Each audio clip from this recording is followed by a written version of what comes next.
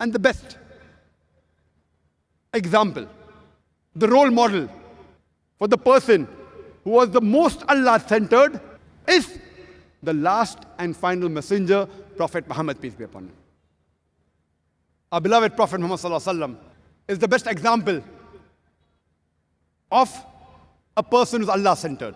And a mercy only for the Muslims. He was a mercy for the whole of humankind. And Allah says in Surah Anbiya, chapter number 21, verse number 107, وَمَا أَرْسَلْنَاكَ إِلَّا رَحْمَةً لِلْعَالَمِينَ, that we have sent thee not but as a mercy to the whole of humanity, as a mercy to all the creatures, as a mercy to all the worlds. The best example for a person who had the best purpose of life. The best example in humankind for a person who converted the barbarians into human beings. For a person who changed the humankind. And when we read his history,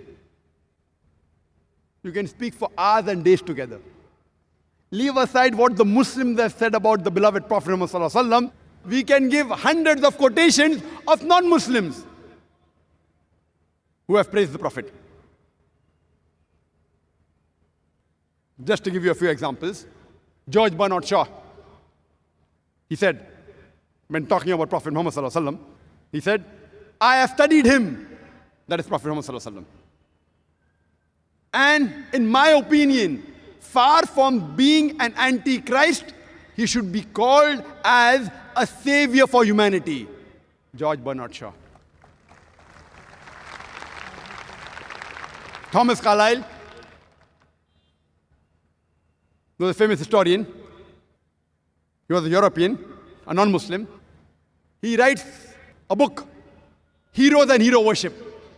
And he gives down the history of hero. And number one hero, a hero prophet, it wasn't Jesus, peace be upon him. It wasn't Moses, peace be upon him. It was not David, peace be upon him. It was not Solomon, peace be upon him. It was Prophet Muhammad, peace be upon him. Imagine Thomas Carlyle, a European, was a Christian. He places number one hero prophet as Prophet Muhammad, peace be upon him. We have the example of Lamartine.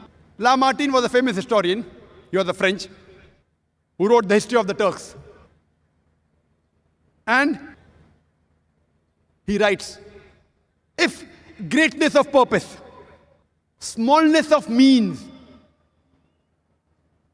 and astounding results, if these three are the criteria to judge the greatness of a person, there will be no one in modern history who would dare to compare himself with Prophet Muhammad, peace be upon him. If greatness of purpose, smallness of means, and astounding results are the three criteria for judging how great a person is, I dare any man in human history, modern history, who will come close to Muhammad, peace be upon him. And he continues, with all standards of humankind, there is no one who can compare himself to Prophet Muhammad, peace be upon him.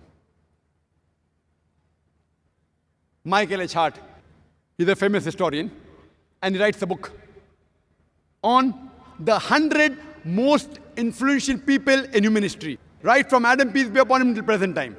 And number one he places is Prophet Muhammad, peace be upon him. The most influential person in history from Adam till present time, peace be upon him, is Prophet Muhammad, peace be upon him. And he writes, my choice of putting Muhammad, peace be upon him, number one, will surely astonish many people. Would not go down the throat, would not be agreeable by many people. But the reason I've chosen Prophet Muhammad, peace be upon him, as number one, because he was the only man in history who was successful in the religious field as well as secular field.